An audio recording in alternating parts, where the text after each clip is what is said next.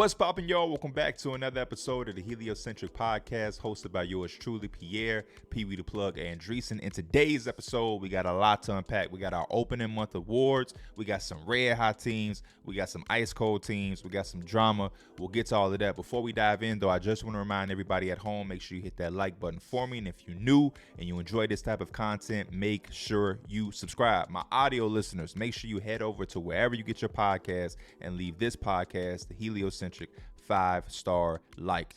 We're a month in. This is the 5th episode. We do an episode weekly, so 4 episodes in means we hit our month of existence. I just want to give a big shout out to all of y'all. I'm so thankful and appreciative of all of the love, all of the support, constantly supporting this podcast and myself. It's been a great start and a great journey. Y'all know me. I'm just looking to get better each and every time we do it. 1% better, baby steps. It's not possible without the support, the love, and the help of everybody who comes in and watch and is a loyal viewer, leaving comments, advice, or criticism, constructive criticism. So I appreciate all of that, and I just want to show my love to y'all. Happy holidays. I know we're coming off of the Thanksgiving. Hopefully everybody had an incredible Thanksgiving, and we're heading into December for a magnificent Christmas and New Year. NBA, red hot teams. My team fell victim to one of them last night. The Phoenix Suns went into Madison Square Garden and handed my Knicks a very, very tough L. We fought back. We climbed back. Jalen Brunson was terrific down the stretch for us.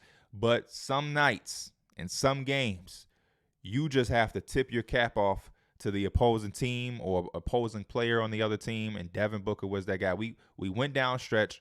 We tied the game after a nice little comeback, and right when you think like, man, one more stop, we're going to overtime and may potentially can grind this game out, Devin Booker, as patient as can be, being as lethal as can be, hits the game-winning 3 over what was supposed to be a hard trap double team, but Julius Randle was a little nonchalant and very kind of delayed, I would say, with his reaction to go in there to trap Devin Booker to get the ball out of his hands. But still a tough shot over 2 people. Love the fact that he was able to go to social media, Devin Booker, and joke about it, saying always complaining about those double teams.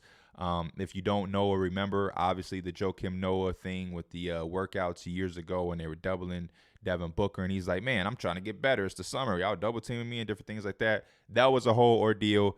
Love to see him play into that, obviously. But the Suns 7-game win streak after that win last night.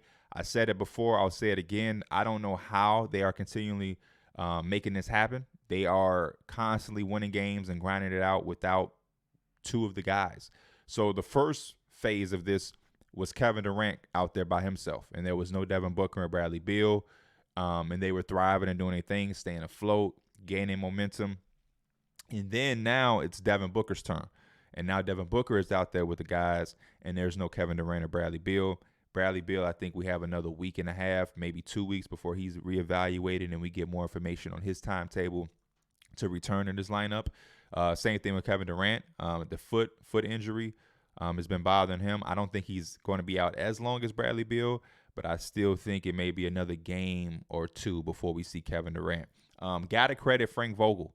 Frank Vogel has his team playing good enough defense to where they can, stay afloat and that offense can carry them. When you have so many dynamic guys like Kevin Durant, like Bradley Beal, Devin Booker, Bradley Beal to a lesser degree, but Kevin Durant and Devin Booker are not just elite scorers, but they're elite basketball players. And when I'm loving to see when one of those guys are out there by themselves with the rest of the role players, is you're seeing them manipulate the game, right, and be real efficient, high-level basketball players. It's one thing to be an elite-level scorer, and you're just scoring and trying to keep your team in with scoring, but eventually that's going to drain out, and teams are going to, weaponize your teammates against you and force you to have to, trust a teammate to do things like that and get the ball out of your hands. Kevin Durant and Devin Booker throughout the stretch, they've done a good job, in my opinion, of empowering the teammates throughout the course of the game and getting in where they fit in a timely manner to say, okay, now it's time for me to get my offensive game in. Now it's time for me to take over here. Now it's time for me to close out the game. And I think that's given these role players on this Phoenix Suns team a big boost in confidence. We're seeing Eric Gordon have amazing nights. Josh Giddey has had it. Keita Bates-Diop has had it. Yusuf Nurkic. I've seen Grayson Allen hit shots. I've seen oh my gosh, my mind is going blank. I've seen a bunch of different guys hit shots. That one's gonna eat me up. The person that I'm thinking of, he went to North Carolina, was drafted by the Portland Trailblazers. Just so y'all know, my mind, the entire episode is gonna be like, remember that name, remember that name. This guy was a McDonald American. How am I forgetting his name? I'm not even gonna cut this. How am I forgetting this name? Anyway, the Suns are figuring it out. They're making shots. You know what? Live on the podcast, and I'm sorry for my people who are watching this and saying we can't see you because this is obviously audio. I'm right now looking at the Phoenix Suns, and I'm looking at their players because, oh man, this is embarrassing, number one, and it's also scary because I am getting a little bit older, and these type of things usually happen when you get a little. Nasir Little. Holy shit. Now, I've seen Nasir Little make shots. I feel like my dad. I know exactly who I'm talking about. I know everything about them, but I cannot remember the name. The face is there, the jersey number, the college, everything. I'm getting old, y'all. I'm getting old. Y'all can see I'm getting old. I should delete that, but I'm not. Anyway, the Suns, they're figuring it out. They're not stellar defensively, but they're an average defense who are relying on elite offensive play. And hopefully, maybe we'll see that defense climb up little by little over the course of the season because Frank Vogel is a defensive-minded guy who has a history of making teams figure it out. If that happens with the offensive capabilities of their stars and plus the confidence that the role players are receiving right now during these type of stretches, this Phoenix Suns team can be extremely dangerous. So hats off to them. And again, it's still something out there left to be seen. Because even the stretches in the games we've seen of Bradley Beal so far, we can kind of confirm that he wasn't 100% healthy. He wasn't 100% healthy. There's something really going on with that back. And I think that they should be as patient as they can be. And having Devin Booker and Kevin Durant playing like this and their role players playing like this to be on a 7-game streak, and I think it allows you to have comfort to tell him to really get healthy, where you don't have to bring him out prematurely. You don't have to rush his rehab process. Let him fully get healthy and allow these other guys to continue to fill out roles and get confidence, because the more confident your role players are, the more dangerous of a team you are, in my opinion. So I cannot wait to see a fully healthy Phoenix Suns team, including Bradley Beal in the mix. Other red hot team, the Magic. Man. I'm glad we're able to talk about the Magic. We'll dive in more because the Magic will come up in the award part of this episode for sure. But Jamal Mosley in this Magic group, they're handling business. They've had some impressive wins. They're second out east in the conference.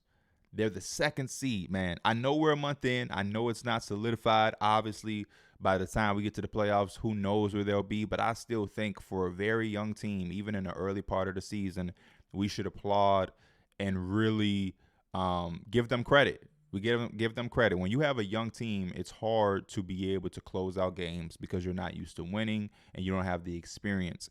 And they're finding ways to do it. They're buying in offensively. And I'm just loving the impact that every different player is having on any given night. You know, you'll have Franz have a night. Paolo can have a night. Cole Anthony will have a night. When he's healthy, Markelle can have a night. You'll see Anthony Black do something really nice. You'll see Jonathan Isaac have some good minutes here and there.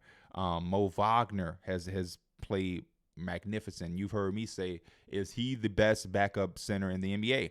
I think he's making it a real question. You know, you have Naz Reid, obviously, but I think Mo Wagner, as far as this season, he's making it a more complete conversation. So the Magic handling their business last night wasn't as exciting or as impressive as the Suns on the Devin Booker game winner because they beat the Charlotte Hornets. And some other news tied into the game, obviously LaMelo Ball went down, got helped off the court. Not a good sight for Charlotte. Number one, LaMelo Ball was starting to hit his stride, and he was starting to really do his thing, and I felt like the team was too. Miles Bridges came back and was giving them some input. Brandon Miller obviously was playing really, really well. They had already lost Terry Rozier for a little minute, and now you lose LaMelo Ball, who was coming off of a season last year where the ankle really bothered him enough to really hinder him and kind of give him an incomplete season. Don't really feel like we had many memories last year of LaMelo Ball being on the floor, and this team needs him. This team needs him. because he gives them a breath of fresh air and some type of life. He is their star. And those games that feel like they can win or why are they hanging around is usually stemming from him being out there. And like I said, they've had a couple of impressive wins this season on the back of a LaMelo Ball and his presence. Not even always just scoring or having 30-point nights, but being an incredible passer, giving them some pace, giving them some flow and some identity. And losing him is only going to make this season a little bit longer because they weren't the best hot smoking team with them. So without him, they'll probably find a way to really, really hit rock bottom. So get well soon, LaMelo. We also lost Jalen Johnson, man. Jalen Johnson out 4 to 6 weeks for the Atlanta Hawks with a wrist injury.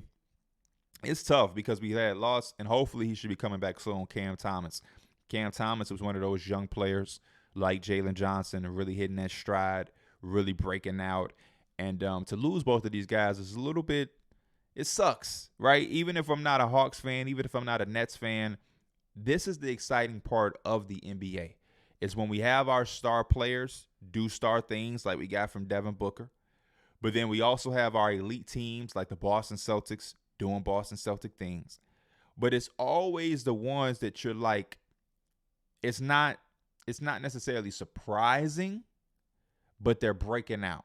You have the Magic. Like, yeah, good stuff, Celtics. Y'all handling business. But the Magic are breaking out right before our eyes of being a really, really good basketball team. Hey, Steph Curry, Kevin Durant, Devin Booker, y'all are doing y'all, LeBron, y'all doing y'all thing. We love to see it.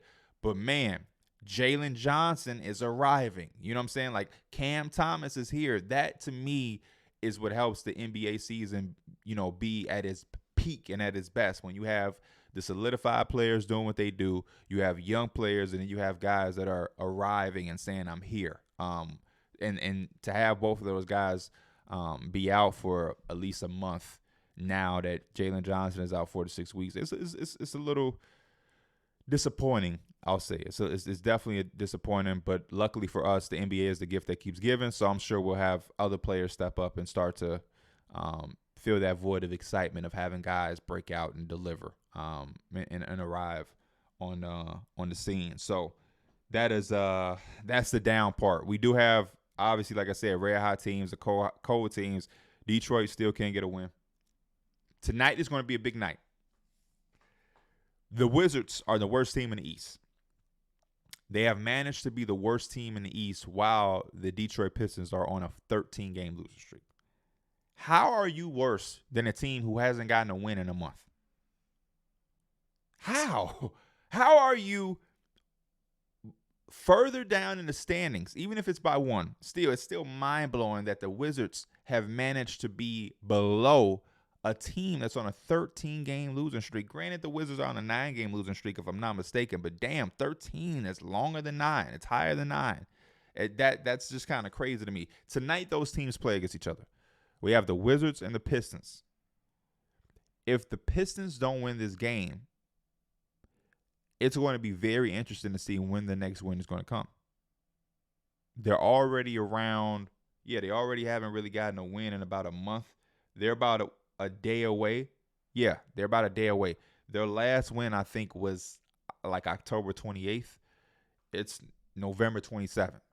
So if they don't win a day, they'll go a month without having a win, which is an extremely low point. And I think that we all believe that this team was past going on a 15-game losing streak, going on, a 10-game losing streak. You know what I'm saying? Like, I think we thought that the Pistons maybe necessarily weren't ready for playoffs, but they weren't going to be bottom feeders, worst team in the NBA. You can't pay me to watch them. Can't tell you anything that's going on with them as far as night-to-night basis because who's tuning in to watch them type thing. So this is going to be a big night. And then the Wizards, do you want to be the team that the 13-game losing streak team could beat? Do you? Because this hasn't been a pretty year for you either. Jordan Poole, last couple games, okay, starting to wake up, but can we get that on a more consistent basis? Kyle Kuzma looks like a guy that should be traded as soon as he can. He just doesn't fit there. Tyus Jones just doesn't fit there. The brightest thing about Washington is Bilal, if we just being honest. So I'm very excited to see that game. That's the epitome of a mid-off, but it's potentially can be an exciting mid-off. Could you imagine if one of those teams got blown out tonight? Does that result in a coach getting fired? Like if the Pistons go in there and dominate the Wizards, do we get a notification like, oh man, Wes Unseld Jr., let go? Or if the Wizards go in there and dominate the Pistons, and the Pistons now on a 14-game losing streak and they get blown out by a team that is below them in the standings, do we see Monty Williams like, yo, I resign. I shouldn't have took this money. So I'm watching that game. I'm watching the game extremely close. Another segue to bring in another team, and this is why I love basketball. We can just connect all of the dots. For the Pistons to be so bad, you know what's crazy? They have 2 wins. One of them against the Bulls. The Bulls had a 21-point lead against the Nets last night, and they managed to lose that game. Not only lose the lead, they lost the game. They gave up a season-high 25 threes to the Brooklyn Nets. And I want to fact-check something really, really quick while we're here, because when I talk about teams like the Bulls, I like to be direct. So the Bulls are 2-8 over their last 10. They're 5-13, and the losses keep piling up, and the frustration is no longer able to be hidden. So you have early on in the season, you have stretches where guys are able to give political correct answers. Yeah, tough loss, but we played well. We have something to build on here. You know, you get those type of generic answers and different things like that. 4-game losing streak for the Bulls, 13th out east. They're below the Hornets, and they're above the Pistons and the Wizards, who are both 2-14. Bro, it's time. It's time more than ever. You got DeMar DeRozan against the Raptors getting ejected, ripping the towel. At least he dapped up Masai Ujiri on the way out. That was good to see. You got Zach LaVine airing out his frustrations. We saw even when they got the win how he was just ready to go to the locker room. Even when they won, there was a little ordeal with Zach LaVine. And I'm not saying he was a bad guy in that. I'm not saying anybody was at fault. But I understood the mindset in Zach LaVine was like, yeah, we got to win. But, dog, we're not good. You know, we're not going to go out here and pop lock and pop confetti on a win like that, by the way, that we barely won. And it doesn't hide the fact that we're still not a good team. And I kind of agree with that mindset. I see teams like that all the time where they go out and ain't nothing wrong with celebrating and being happy when you finally do get that win or a hard-fought win. But there is a certain level of let's keep it going, head down, staying focused on the next task. Because as we saw, the Bulls won, and now after that win that they had with that ordeal, they lost 4 in a row. And even last night, they asked LaVine about the game against Brooklyn. And he was like, I'm not surprised. And when you think about that, that is a crazy-ass statement. You're up 21 on a Brooklyn Nets team who's solid, but they don't have Ben Simmons, and they didn't have Cam Thomas. Not that those 2 guys are MVP candidates or anything like that, but they mean a lot to that Nets team. They didn't have either one of those guys.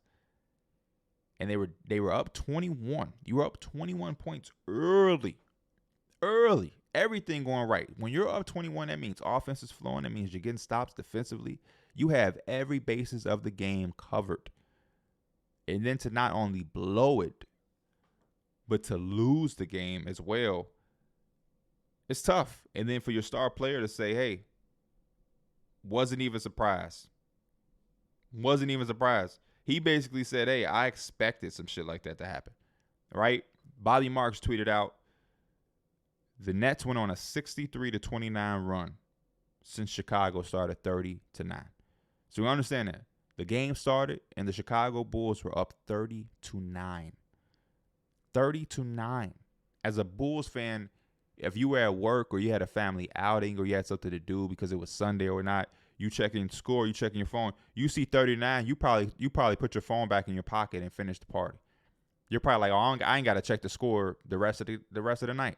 I can enjoy this movie with my girl, or I can finish shopping with the kids, whatever. It's like I ain't got to keep checking my phone. You know how it is. Sometimes you out and your team is playing and it's a close game, so you got to keep checking. If you're a Bulls fan and you so happen to check your phone or to check the game because you were out and couldn't watch, and you saw that you started the game 30-9, I am fully confident in saying majority of fans and Bull fans in that situation probably think you don't have to check the phone the rest of the night. I'm good. I can enjoy whatever I'm doing and without caring about the result because we got to win. But then for that to happen, and then the Brooklyn Nets go on a 63-29 run. It's insane. It is insane. I don't even know how that happens.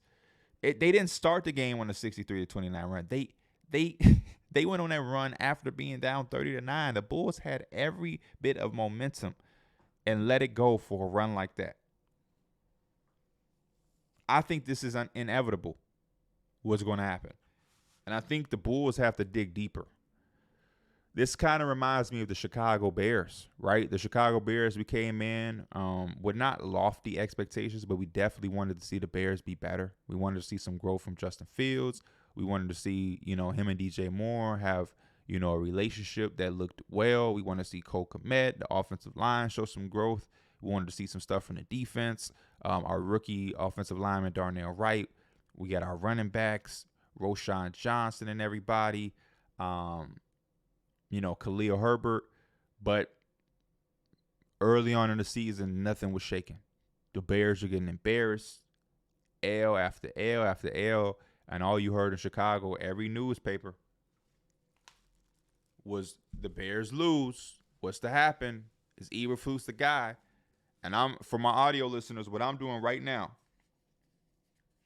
is I'm opening up the newspaper, Chicago Sun-Times. This is today's edition. You might can hear it in the mic. The back page is the Bears because we play tonight. Up top, Bulls blow 21-point lead, skid at 4. So by the grace of God, the Bears are playing tonight. By the grace of God. Because if the Bears weren't playing, I really think the back page would have been the Bulls. But it's the Bears, and they're hyping up this game because it's the Vikings, division rival type thing. And can the Bears get this win? I'm flipping through the newspaper right now, and I'm trying to read y'all the headlines of what they're saying. Bulls still lack consistent physicality. Bulls find another way to lose. This time they squander a 21-point lead by yielding 25 threes. I don't know, and that's the thing that's a little mind-boggling, frustrating, whatever word you want to use. Donovan said Sunday, DeMar DeRozan has led our team in charges. He puts his body in plays, so he's more than capable of doing that. We've seen Vooch rim protect and go vertical. We've seen Zach come over and provide help when he needs to. It's not like we've never done it, just not enough. That's Billy Donovan, I guess, talking about defense or whatever, getting stops. But yeah, the Bulls just suck. And it reminds me of the Bears because you had a certain level of expectation and things fall and you give generic answers for a while. And then after so long, the fans, the media, and the people of the city say, hey, these generic answers ain't adding up. You can't tell me that you're playing hard and you're losing. You can't tell me that the team spirits are high and y'all are losing 21-point leads. You can't sell us the bullshit. So it's inevitable. Changes have to happen. Big changes. And that's the thing about franchises. And I didn't even know I was going to go deep into this with the Bulls. I thought I was just going to address the fact that they had a terrible loss. But on a deeper level, what franchises like to do in sports, and it happens a lot in the NBA, is they'll go on these type of losing streaks or they'll have really bad losses. And the conversation is around shit that I don't think will change anything or not anything drastically. Yo, Billy Donovan being fired is not the answer for the Bulls. It's not. Going out and getting a new coach, that's lying to yourself. That's procrastinating the inevitable. The fact of the matter is that this group of guys on your roster is not good. They don't complement each other. They don't do anything well or above average at a high level that's going to win you consistent games in the NBA. There's fit questions. There's lack of development with certain guys. There's no true point guard that I really think brings all of this together. No shot at Kobe White. Maybe it's Alex Caruso. Maybe it's Javon. I don't know. I know it's Lonzo Ball, but he's not coming through the door anytime soon. Patrick Williams, I don't know what's going on there. This team is not good. And I think it's way deeper than, hey, let's fire Billy Donovan. Let's bring in some new energy, a new voice. Maybe they'll respond. No, I think you really have to look at the top of the top of the top. You got to consider GM, president. You got to consider those positions. Coming in with a new philosophy throughout the building. You bring in somebody new, they trade. That's what I would do. I would tear this thing down. January 15th, where everybody's eligible to be traded. Zach LaVine, DeMar DeRozan, Vucevic, whoever that needs to go that can bring me back what I need to properly retool and rebuild it. I'm sorry. Not retool. We're not retooling. Whatever I need to rebuild this team, I'm trading it all away to get everything that I need to do that. And then I'm letting Billy Donovan go. And I may even bring in some new up top philosophies. I may search around and see if I can bring in a new GM. Because I need this is one of the situations, like for example, if your business that you create, if it falls apart,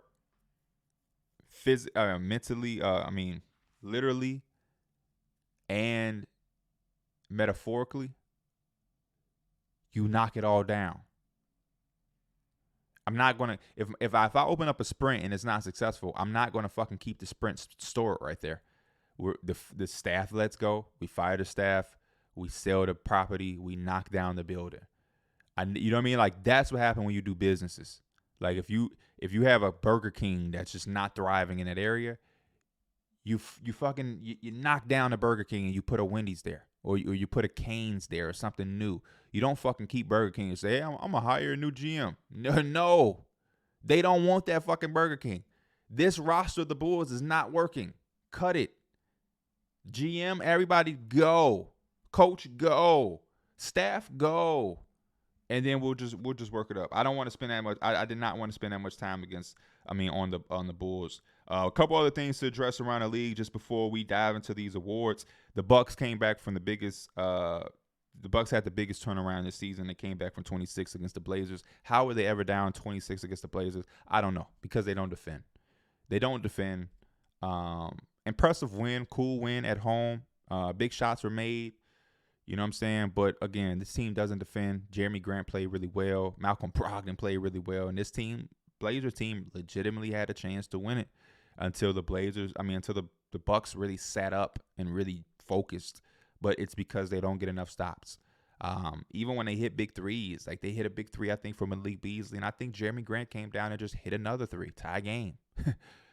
So they don't get enough stops, and because of that, teams are always going to have a chance. Teams are always going to be able to come out and form some type of flow, because once you start rolling, you get momentum, somebody gets hot. This is the NBA. Anybody can beat you. I don't give a damn if it's the Pistons or the Wizards. If you allow Cade Cunningham to get going and get some momentum and get hot, he can black out for 40 and lead the Pistons to a win, potentially. Same thing with the Wizards. You let Kuzma or Poole, anybody get hot in this league, you can lose. So I think the Bucks really, really, really have to get that side of the basketball together. They did get stops when it mattered. That could also be because it's the Blazers and they didn't have anybody overwhelmingly crazy. It ain't like fucking Durant was walking on the floor for that team. But good win for the Bucks, nevertheless. Good win for the Bucks. Another good win for the Bucks. Drew Smith for the Miami Heat, season-ending ACL injury. This has been a little bit of a conversation because the floor with the Cleveland Cavaliers is elevated, okay? It has been elevated for as long as I can remember, right? And I remember them changing the floor I remember the floor really changing when LeBron came, because they changed the colorway and the scheme and things like that. But they've said that this floor has always been elevated because of hockey. And a lot of teams play hockey on the same. The United Center is like that. the Bulls. It's hockey under that, but their floor isn't crazy elevated, so I don't really understand. It's like 10 inches elevated, which is the combination of two iPhones. And so basically, what happened is Drew Smith went to contest a jump shot, and when he contested, he kind of fell out of bounds as well, but his foot slid off of the floor.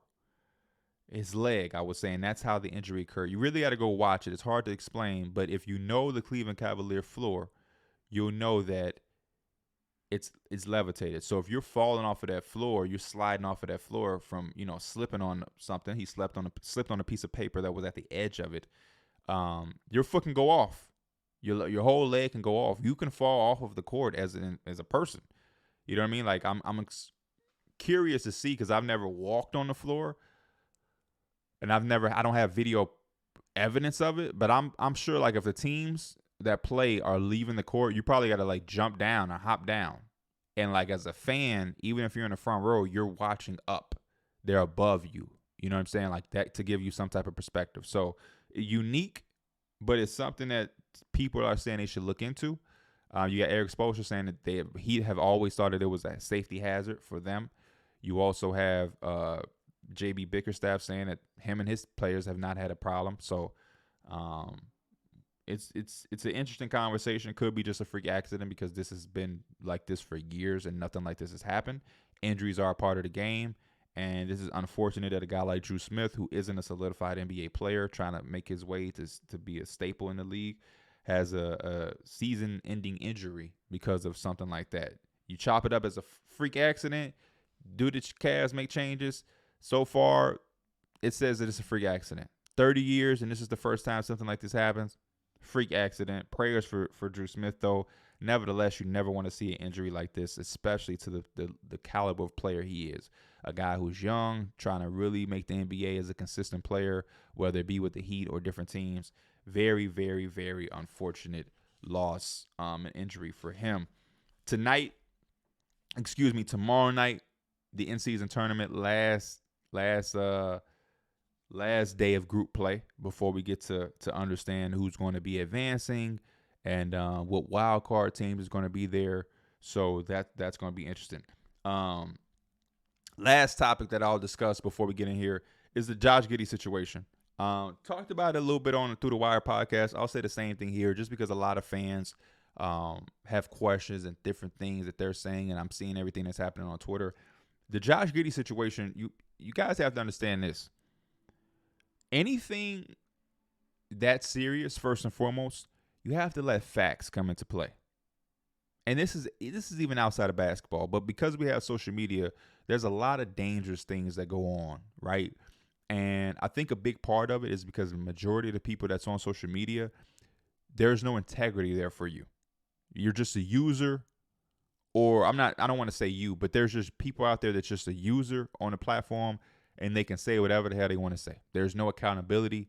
They can hide behind a fake name. They don't have to put their profile picture there. You don't have to put any personal information.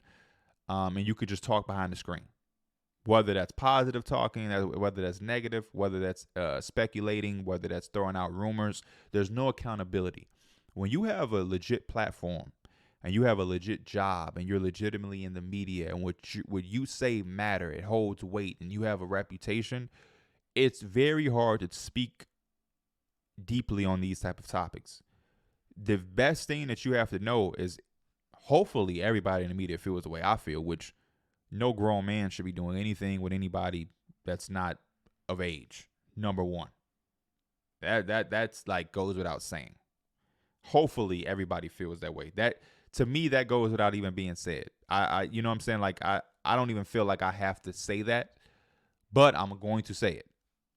Me and at least the people that I work with, I can say wholeheartedly. I can't speak for every other media member, but I would say wholeheartedly for me and my podcast and the people I know, anything underage, no.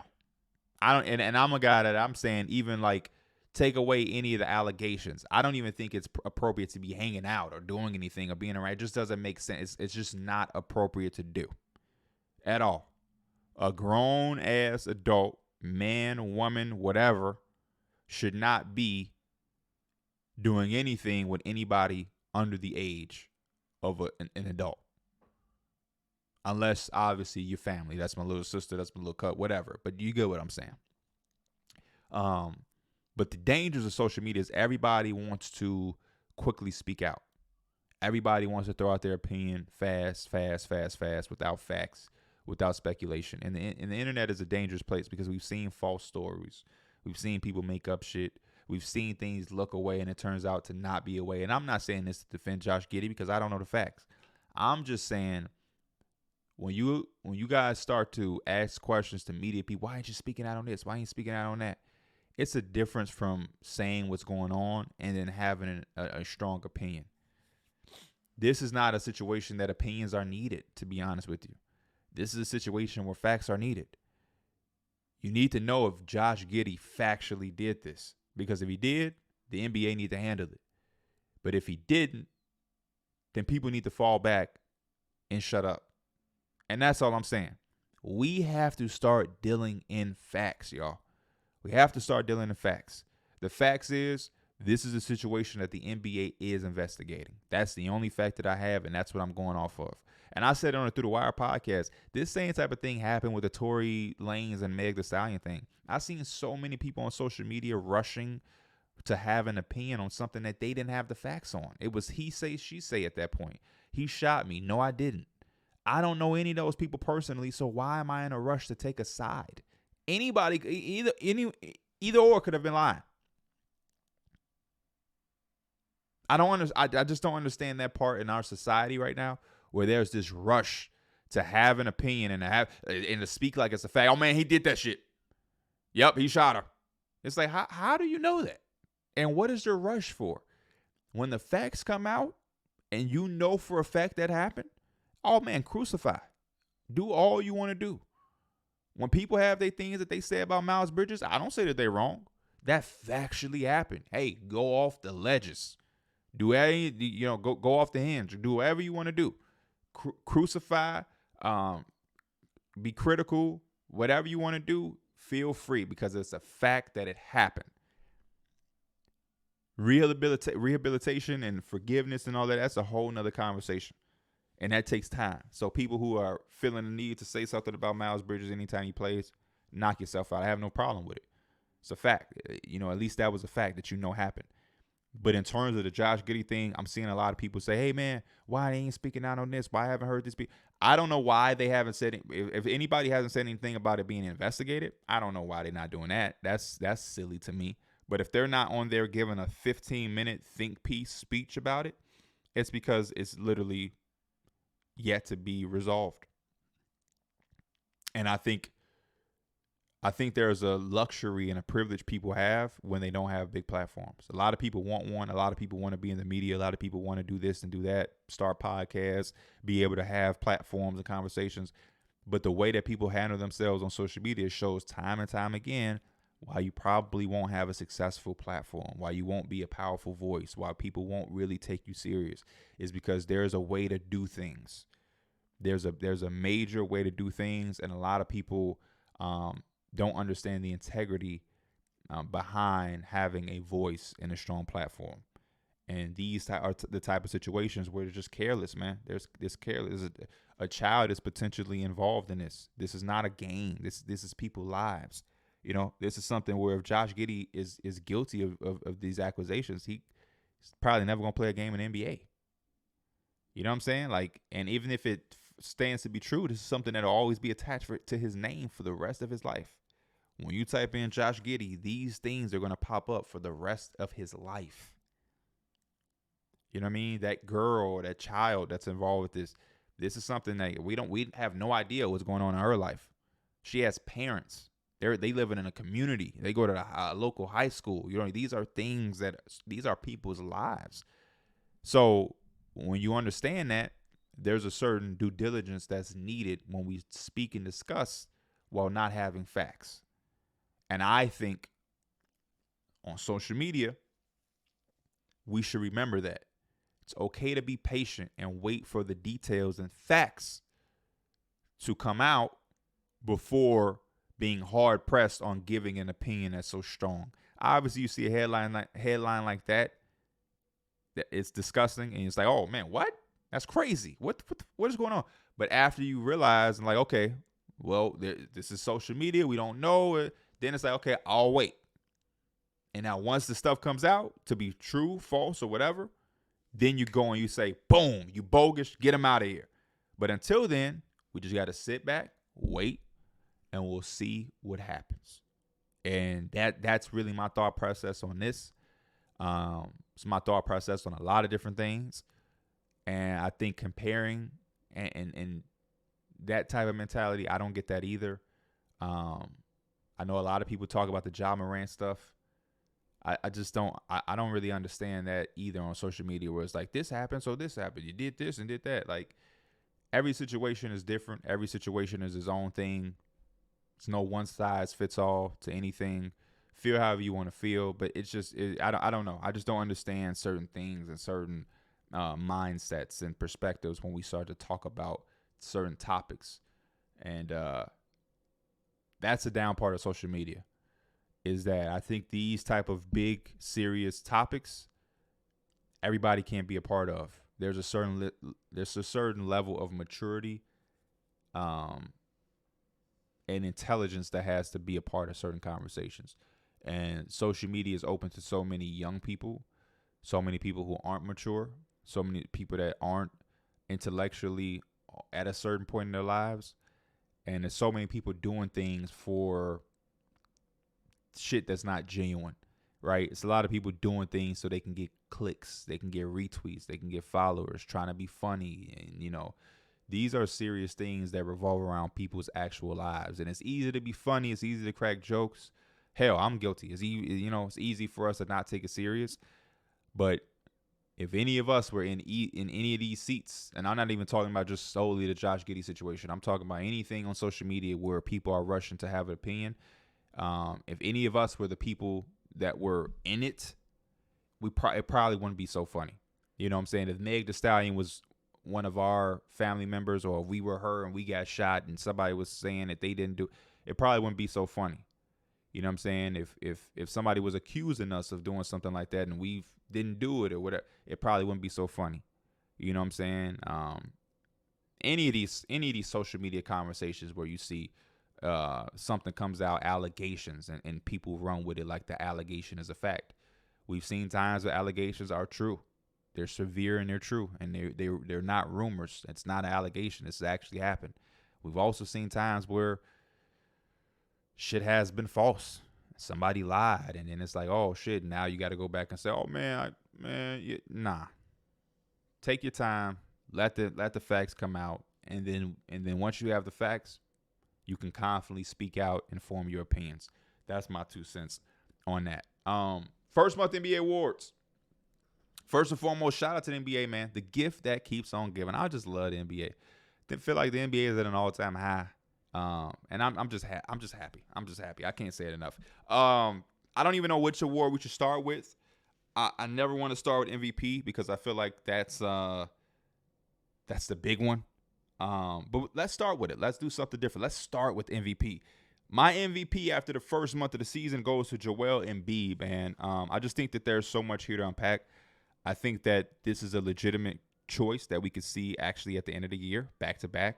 And I love the response here after him winning it last year, and a lot of us being like, man, that should have went to Jokic, and you know what I mean? It was a sympathy MVP. He's bouncing back and saying, no, I'm really an MVP player.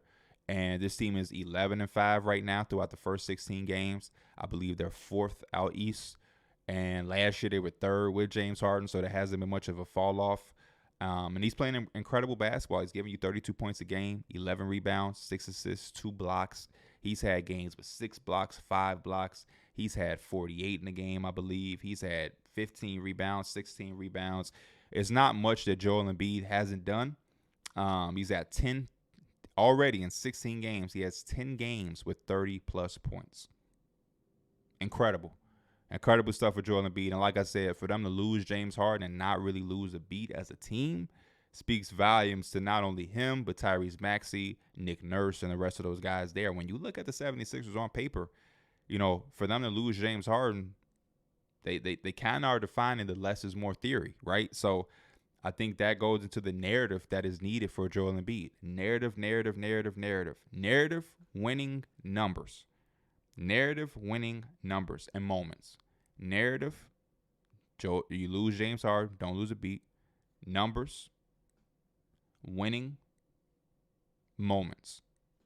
So he's checking off all those boxes, and I think only more moments are going to happen throughout the course of the season for Joel Embiid. Rookie of the Year. You got to tip your hat off to this guy, man. Rookie of the Year came in, and I think this is a Victor Wembanyama award to lose. But there's this other guy out there who's a unicorn as well, Chet Holmgren.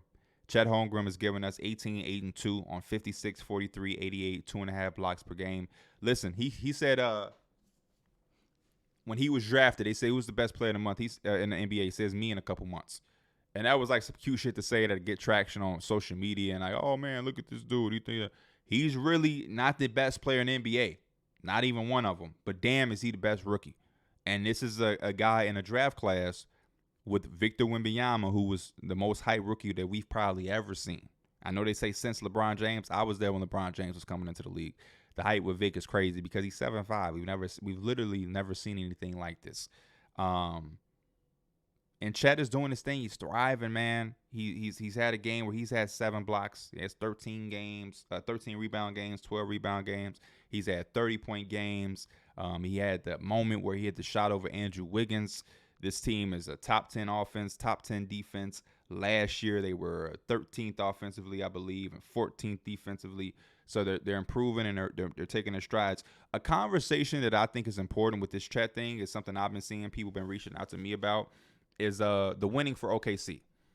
And this is my stance on it and how I view it. When it comes to the Rookie of the Year award, it's hard to add in winning into the aspect of how you vote. And the reason why is because historically, the top players are drafted to the worst teams. So with that knowledge, it's hard to expect, like, for example, the Spurs were god-awful last year. Why would we expect them to win 44 games this year? Or why would we say, oh, man, OKC is winning more games? I don't understand that. You may have a rare year where both of the top people fighting for the award are making the playoffs. I think Ben Simmons and Donovan Mitchell were both guys that were going to the playoffs. You know what I'm saying?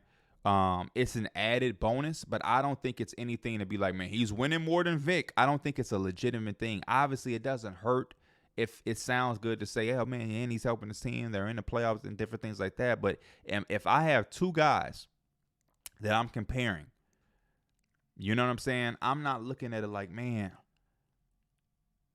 he's going to the playoffs. He isn't. Because normally, historically, if a rookie is going to the playoffs, they're on a team with some really good players. So when you look at Chet, for example, Chet is on a team with an all-NBA player. Victor Wembanyama isn't. Asar Thompson isn't. They don't have the luxury of playing with a team that has an all-NBA player. So that's why it's hard. We haven't seen in this generation a rookie come in and really be the reason that a team is going to the playoffs. They're playing a part. They're part of the reason, but they're not solely like, man, you know what I'm saying? Like, we haven't seen that. If Vic came in and the Spurs are in the playoffs right now, we would know, oh, shit, this team was not doing this. He is the reason. And that would be a different conversation. If there was no Shai Gilgeous-Alexander on the Thunder and Chet was really single-handedly carrying this shit and he was the sole reason for the most part that they were in the conversation, then it would be like, oh, damn. But unless that's happening, which it normally really doesn't, I think winning is just something that you acknowledge and say, oh, man, that's dope. That's cool. But it's nothing that it gives them an advantage over the other rookies. Because, again, historically, you're not expecting a rookie to even compete for the playoffs because he went to the team that was the worst team in the NBA last year. So that's really my 2 cents on it. I still think Chet right now is the runaway rookie of the year for the first month. I think there were certain times where it may have been close. There are certain other candidates that may have caught your eye, but nobody right now is playing better basketball than Chet Holmgren. And obviously, yeah, he does have some advantages. He did play in the NBA last year. Did he play any games? No. But I think playing in the NBA is more than actually playing on the floor. We even seen it with Ben Simmons. You do have an advantage. You know, Blake Griffin. Like, there's guys who come in that second year after having an injury, and there's an advantage. We see Joel Embiid. You're around the NBA. You're around your team. You're at the practices. You know how the travel schedule is. You have the nutrition and the weightlifting program and all of that. It's your job. When you're in college and you're in school, you're not used to the NBA being your full-time job. But once you get that under your belt and you come in now as basically a red shirt rookie, you have your advantages. And that's not a problem. I'm fine with it. It's not something that's happened every single year. It is a little bit more happening over the last few years with, Chet, Embiid, Ben, think the red shirt rookie of the year, Blake Griffin. We have a few, but it isn't something where it's every single year. So I love to see it. It just shows how much of a separator the NBA is from the lower levels of basketball. So all in all, though, Chet Holmgren, my rookie of the year after the first month of NBA play. My sixth man of the year, bring it home, baby, Emmanuel Quickley. Emmanuel Quickley for the New York Knicks. He's averaging 16, 3, and 3. His shooting splits are 44, 37, and 89. Bittersweet thing, right? It's bittersweet because obviously Emmanuel Quickley has been a big engine for us off of that bench. He, to me, embodies everything that you want from a six-man. Right now, it's a two-man race between him and Malik Monk. Maybe Caruso would be in it if the Bulls were winning some games. But those are two guys, Malik Monk and Emmanuel Quickley, who they come into the game and they inject life into your team. They give you excitement. They push the pace. They score. They get buckets. If a starter isn't performing at a certain level, they can close the game out and play in place of the starter. Emmanuel Quickley has been there for us. And when we have down moments with our offense or it's a little stagnant or dry, he comes in and uplifts everything. But the reason it's bittersweet is because he didn't get paid.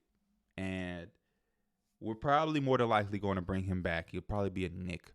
But man, it is a little worrisome. Some team could probably go out there and try to really throw him something that could pry him away from the Knicks. And they can try to make him a starter, give him a big bag, and make him too expensive for us. And the more and more well he plays, the more and more of a possibility that becomes. So as a Knicks fan, that does worry me. But I also want to see this translate to the playoffs too. When we make the playoffs this year, I want to see Emmanuel Quickley do what he's doing because I think that makes us a big-time separator from other teams out east. But six man of the year, Emmanuel Quickley, Knicks, make sure he gets paid by us so we can retain him and not have to be going against him next year. Most improved player, another runaway award. Tyrese Maxey, not even close. You have other guys that improved. Scotty Barnes is one of the first names to come to mind. But Tyrese Maxey has hit a whole different level. He is the epitome. This is the type of guy that you want to see be the face of this type of award. He came in averaging 8 points per game. Sophomore year, 17. Last year, he gave you 20. This year, he's giving you 26. 26 points, 7 assists, 5 rebounds, 46% from the field, 40% from three, 89% from the free throw line. Again, narrative. Replace James Harden. Team doesn't really lose a beat. 11-5 throughout the first 16 games. He's already had a 50-point game. His assists is going up. His scoring is going up. I think his rebounding is going up.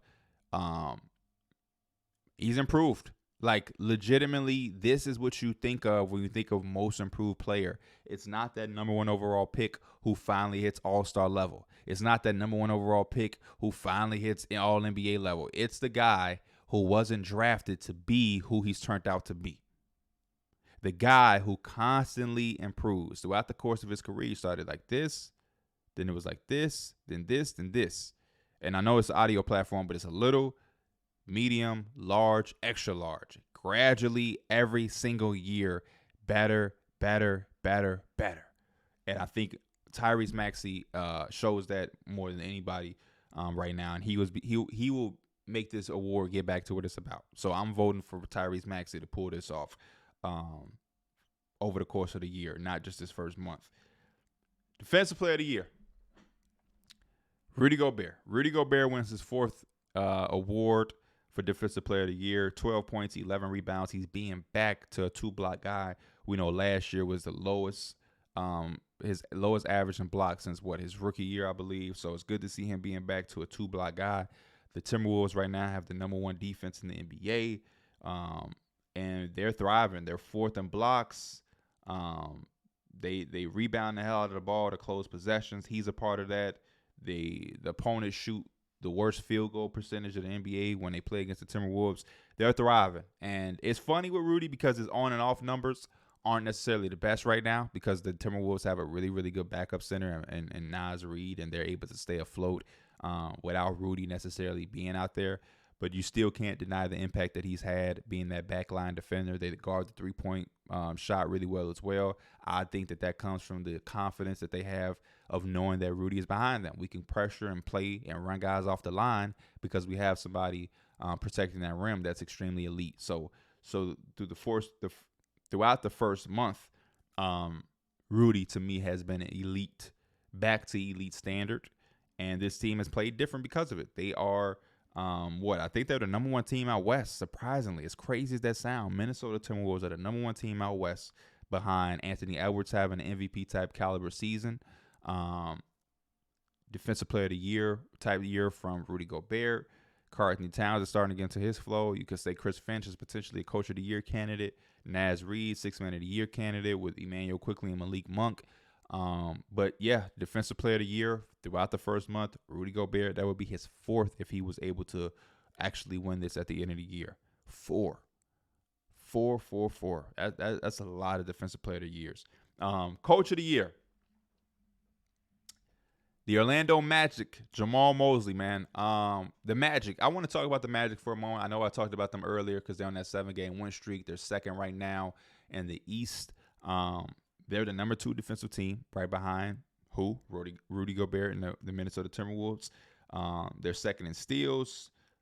They forced the most amount of turnovers. They're 12-5, and they're second in the East. The reason this is big is because early in the year, or to start the year, before the year, we had to give our predictions. I had the Magic 12th in the East. A lot of Magic fans didn't like that. So, it's part of the job. I don't really care. My argument that I kept saying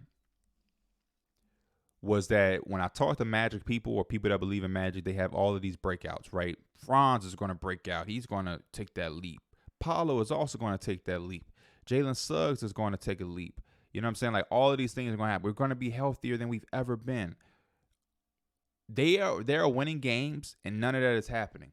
Franz is playing normal Franz basketball. Paolo is playing normal Paolo basketball. He's shooting a 3 better throughout these first games. Health is still a question because you're missing Markelle and Wendell. Jonathan Isley is slowly coming back. Has Jalen Suggs taken a leap? No, but I think he's found his identity, which is important. And he's taken a leap in role and identity. If he's taking a leap, it ain't from a numbers standpoint. It's from a role and identity.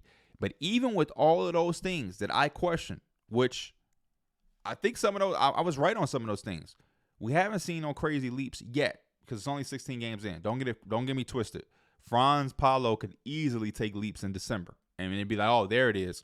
But for them to be 12-5, second out East, and for Jamal Mosley to have this team as bought in as he does on the defensive side of the basketball, that is impressive because they haven't been healthy, right? Which has always been a question with Orlando. They have not been healthy.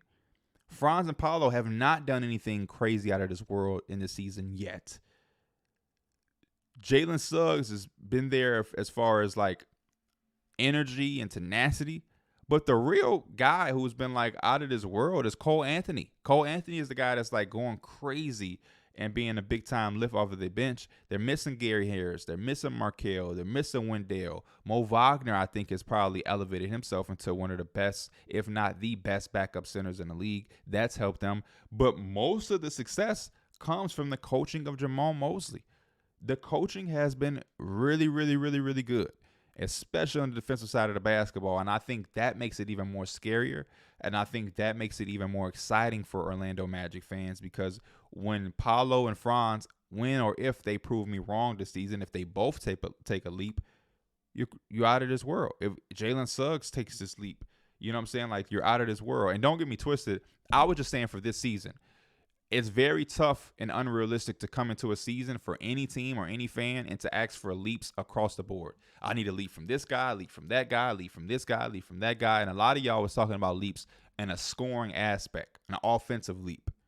because they are taking leaps defensively. But a lot of y'all, if we keeping it real, was talking about offensive leaps. And I got a message from a Magic fan not too long ago who was like, P, don't listen to Magic fans. You're like, we wasn't expecting this. They trying to shit on you and act like they knew this was coming. Yeah, you hoped for it, but nobody knew the Magic was going to be starting to play like this. This is a whole different level. Second out East. And I'm like, you're right. The thing I want to tell Magic fan, though, is enjoy this. Because the Magic are still extremely young and there's still so much basketball left that I don't want you guys to lose this fun, lose this passion, lose this feeling if y'all have a 3 or 4 game skid. Right? It's a part of the season. It's a part of basketball. So if y'all in the middle of December are not second anymore and y'all 7th all of a sudden, don't fold. Keep the excitement alive. Keep the hope alive. Great teams have to go through those 1 and 4 out of the last 5. You'll have a West Coast trip and you're just awful. You know what I mean? Like, you have to be able to get through that as a team and as a fan base. So when that time comes, because it's going to happen, this is a very long season, it's going to happen. But when it does happen, don't fold the excitement and just get to the point where it's like, oh, man, oh, look. Like, no, keep that excitement high because don't forget, this is still a young team. You just want to see y'all get better and become in that playoff conversation. That was the goal for y'all. It wasn't to be a top 4 seed out East. So enjoy it right now while you have it. But if it does fall off or take some slips here and there, don't beat yourselves up or lose the happiness that the fan bases have right now. Because I'm enjoying it as an outsider, seeing y'all be so hyped. Shout out to my guys, the 6-man show. Shout out to No Name, who always hits me up about Magic related things. I'm happy for y'all. I'm contrary to belief or to sensitive fans, I'm happy. I tell fans all the time, I can speak for myself specifically. My job is to take information and analyze it, right? I'm just giving my analysis. Somebody, when you're predicting, has to not be good. And when you come into the year, everybody, you see hope for everybody. Everybody has hope. There's a parallel and a pathway for everybody to have breakout seasons or to start the season like this or to do that. So when I put a team low, it ain't nothing personal. Y'all talk like motherfuckers have personal vendettas. I got somebody hit me up or said something in the comments a couple days ago and through the wire. Man, it just sounds like he has something personal against the Pelicans because he's saying this, that. What the fuck personal would I have against the Pelicans? Honestly, ask yourself that. What personal vendetta would I have against the Pelicans? Bro, if the Pelicans win every game or lose every game, my checks don't change. My checks stay the same. My bed stays the same. I get the same amount of sleep. Nothing in my life changes whether the Pelicans are 1 or 15th. I promise you, nothing in my life changes. It does not fucking matter to me at all. All I have is the information in front of me. I use my analysis and I take my opinions and I formulate them as best as I can. This is a business where it's inevitable you're going to be wrong. And I want to be wrong because you want everybody to succeed. It's just that everybody can't. Everybody can't win 60 games. I've been a fan of a team that isn't that good. My team has gotten back good. But stop being so damn soft and sensitive, fans. Anyway, Clutch Player of the Year. Almost is going to give it to Damian Lillard. Damian Lillard has been brilliant in the clutch. The Bucks are 7-1. He's giving you 7 points per game in the clutch. 50, 40, 90 in the clutch. But I had to give it to Wardell. And listen, because Damian Lillard deserves it. But this is the thing that stood out for me with Steph Curry. Is he averaging as much points as Damian Lillard in the clutch? No. But he's giving you 50-50, 100 splits, 0 turnovers, and they're 7-3. The reason Steph Curry's 7 wins holds a lot more weight than Dame's is because the Warriors only have 8 wins on the year.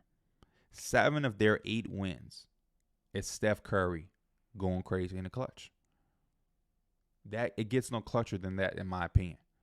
This team and that's the scary part about it for the Golden State Warriors. They need Steph to be clutch like this, because if they don't, they're probably going to lose. That's a lot of pressure to put on Steph, especially at this age. But he's making it happen. We've already seen a lot of the clutch moments. You know what I'm saying? So I got Steph Curry. Again, hats off to Damian Lillard. Can't disagree with anybody who may pick him for their clutch player throughout the first month. But seeing the fact that the Warriors have 8 wins and 7 of those 8 wins comes from Curry being clutch, it's hard to not give him that award. Some award, the three things that I just wanted to make up of my own. Game of the year: Pacers versus the Hawks, 157-152 in season tournament game, if I'm not mistaken. That's the night where Halliburton gave us 37, 16, and 5, and Trae Young gave us 38 and 8. A Dawkins duel. All my YouTube hoop heads know about that. Most fun team, Pacers, obviously. Least fun team to watch, Pistons and the Wizards. And then team that needs to hit the panic button, the Chicago Bulls. We talked about them earlier. Just disgusting. All three of those teams kind of disgusting to watch. But yeah, man, those are my first month awards for everybody and all of the teams. I think this has been a great opening month. I think this next month is going to be even more exciting because we have the in-season tournament getting out of group play. We'll get to the championship and who's going to win that, and Christmas, and everything is coming up. We're starting to hit that part in the season where things matter. You know, you see in the first 7 games, if somebody's shooting crazy, it's like, oh, that's not sustainable. Or do I believe that? Or is that going to fall off? Is that going to take a dip? Is that just a stretch? Now we're hitting that part. This next month is about to show, oh, that team is really good defensively. That dude is really clutch. He is having a breakout year. He is sustaining that 47% from 3. Whatever. Like, we're about to hit that part of the year where things are real. You know what I'm saying? Like, this is really what's going on. The Magic are really a top 3 seed out east. You know what I'm saying? Like, the Thunder are really here. We're going to see that over the next course of this month of December. So I'm excited. I encourage y'all to buckle up and let's get ready. Hopefully y'all get y'all coats out. It's snowing in Chicago. So around the world is probably getting colder. But I appreciate y'all. I love y'all. And I will see y'all in the next episode. Pee Wee the Plug. This is the Heliocentric. I'm out. Peace.